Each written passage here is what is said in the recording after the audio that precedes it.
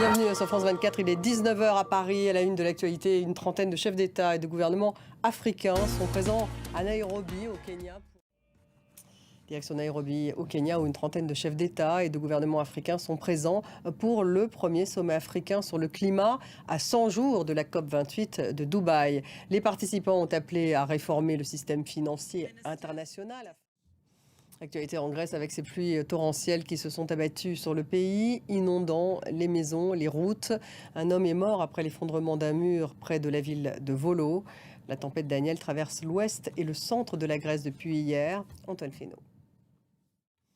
Le bras de fer entre la France et le Niger continue. Des échanges sont en cours entre les armées nigériennes et françaises pour faciliter les mouvements de moyens militaires français présents au Niger. Et puis au Gabon, le président de transition, le général Brice Oligui Nguema, a reçu le président Touadéra, président de la Centrafrique.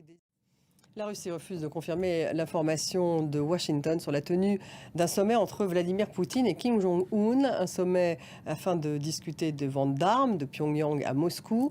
Moscou évoque néanmoins la possibilité d'exercices militaires conjoints. Léo Péchard. Et puis les demandes d'asile enregistrées dans les pays de l'Union européenne, la Norvège et la Suisse ont augmenté de 28% au premier semestre 2023 par rapport à la même période l'an dernier, selon l'agence de l'Union européenne pour l'asile. 519 000 demandes d'asile ont été déposées dans ces 29 pays entre le mois de janvier et la fin juin. Antoine Fesneau. Merci de nous avoir suivis. Restez avec nous, on se retrouve dans quelques minutes pour le débat. Un débat consacré à ce sommet sur le climat qui a lieu en ce moment même à Nairobi, au Kenya.